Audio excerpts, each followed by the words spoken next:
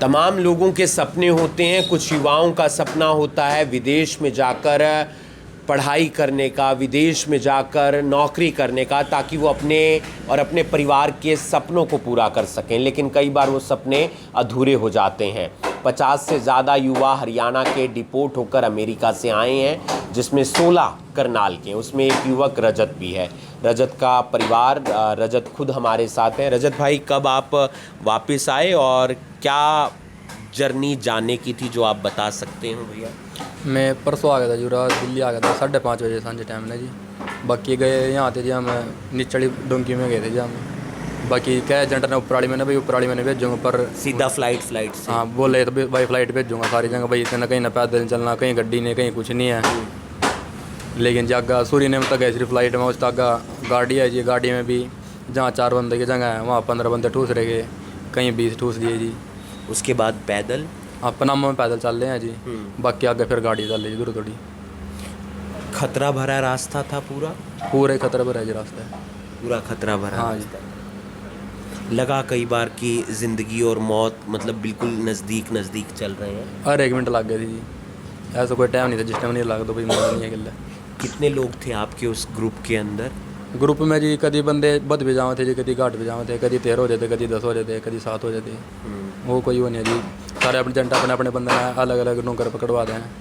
किसी का कोई डोंकर है जी, किसी कोई डोंकर हो जाएगा, फिर डोंकर चेंज होना है, उस हिसाब से बंदे चेंज होते चल जाऊँगा फिर आगे। वो मैक्सिको वाली जो दीवार थी, जब आपने वो फांदी, वो क्रॉस की, वो कब की और उसके बाद क्या आया मन के अंदर? वो मैंने जी 2 दिसंबर ना करी थी जी क्रॉस। 2 दिसंबर? हाँ जी। अच्छा, 26 मई आप कब गए थे? 26 मई 2024 में गए थे जी। 2024 को गए थे? हाँ जी।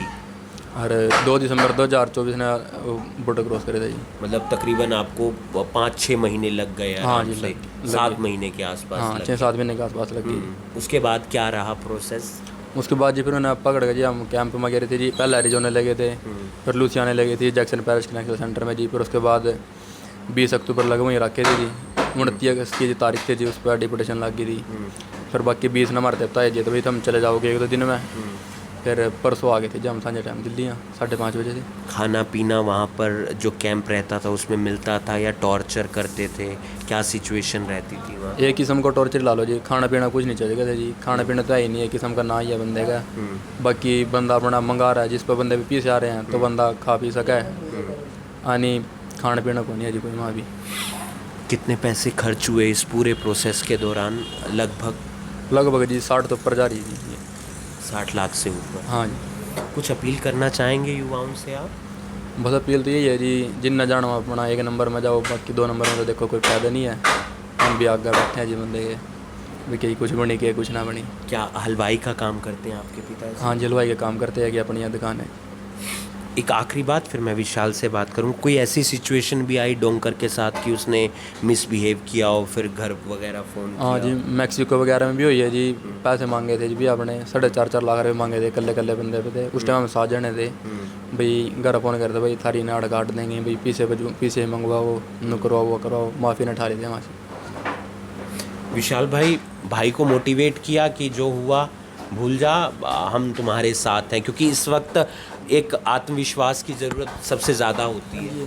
सर कर रहे हैं मोटिवेट, तो पहले भी कर रहे थे सर। जैसे वहाँ 29 अगस्त को पता लग गया था भी डिपोर्ट हो गया, तो जब भी बोल रहा सर भाई कोई दिक्कत नहीं है, घर आ जा आराम से भी, ऐसी कोई दिक्कत वाली बात नहीं है, काम है हमारे पास भी, काम कर लेंगे।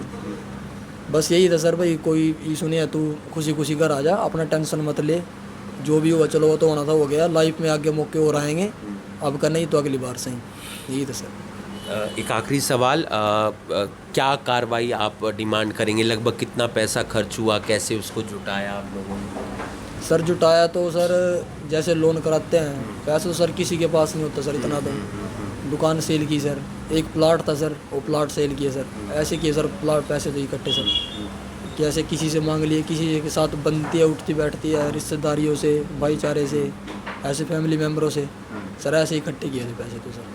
तो आगे अब क्या चाहते हैं आप, कार्रवाई वगैरह? सर कार्रवाई तो सर यही है, ऐसा हो जाए जैसे हमें भी परेशानी ना हो और उसे भी परेशानी ना हो, जो एजेंट है। हाँ, क्या तो बहकाया जाता है कि हम सीधा भेज देंगे, ऐसे भेज देंगे, वैसे सर 3 दिन का बोला था भाई, 3 दिन में भेज देंगे, लास्ट से लास्ट हफ्ता या 15 दिन, यहाँ से चलाने के बाद की बात थी सर ये।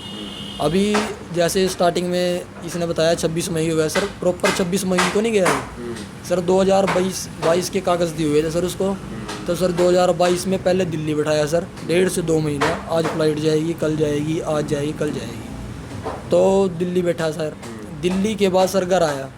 उसके बाद सर फिर उठाया भाई आज फ्लाइट है इसकी, तो आज जाना है। तो सर फिर मुंबई बैठाया सर। मुंबई 1.5 से 2 महीना लगाया सर। मुंबई से सर वापसी आया। तो सर फिर श्रीलंका बिठाया सर। भाई श्रीलंका से कोई चार्टर जाएगा। 2022 से प्रोसेस चल रहा है। सर श्रीलंका बिठाया। श्रीलंका से सर जैसे बोल रहे थे भी चार्टर जाएगा, भाई उसमें जाएगा, आज जाएगा, अगले हफ्ते जाएगा, ऐसे जाएगा। तो मैंने भी सोचा चलो अच्छी बात है, चलो चले जाएगा। थोड़ा टाइम इतना वेट कर लिया और थोड़ा सही। तो सर उस टाइम तक हमारा मन ये था भाई चलो बिठा रहा है ये फ्लाइट में, चलो पैदल नहीं चला रहा, इतना वेट ही करा रहा है भी चला अच्छा ही होगा, या फ्लाइट में भेज तो होगा, इसलिए टाइम लग रहा है सर। तो हमारे को ये बातें बताएगी सर फ्लाइट में जाने के लिए टाइम लगता है। तो सर इशू आ रही है, अभी फ़्लाइट ऐसी हो गई है, फ़्लाइट में दिक्कत आ गई है, ऐसा हो गया, तो सर अगली फ़्लाइट आएगी। ऐसे बोल बोल के सर हमारे से टाइम कटवाया सर। ये अपील करेंगे, कुछ ज़रूरी है वो अपील इस वक्त? सर अपील तो सर ये ऐसे बकाए में ना ही आए तो सर बहुत ही अच्छा है सर। पैसे भी ख़राब सर, और सेहत भी देख लो, सेहत भी ख़राब, बच्चा वहाँ खाने पीने से भी तंग सर, फैमिली मेम्बर भी परेशान सर। रजत की ये जर्नी है, यात्रा है, जिसमें वो डंकी के माध्यम से गया था लेकिन उसे वापस आना पड़ा। लेकिन राहत की बात ये है कि वो सुरक्षित है, आत्मविश्वास उसमें है कि यहाँ पर काम कर लेंगे, पिता का हाथ बढ़ाएंगे। लेकिन इस दौरान 60 से 62 लाख रुपए खर्च हो जाते हैं। दुकान बेच दी, घर गिरवी रख दिया, तमाम चीज़ें हैं। लेकिन पिता का हौसला है, बेटे का हौसला है, और अपील बस यही कर रहे हैं कि डंकी के माध्यम से मत जाइएगा, क्योंकि ये रास्ता खतरों से भी भरा है और इसमें पैसों का भी नुकसान है, और उसके बाद क्या पता आप सफल हो पाएँ या ना हो पाएँ। न्यूज़ 18 के लिए करनाल से हिमांशु नारंग।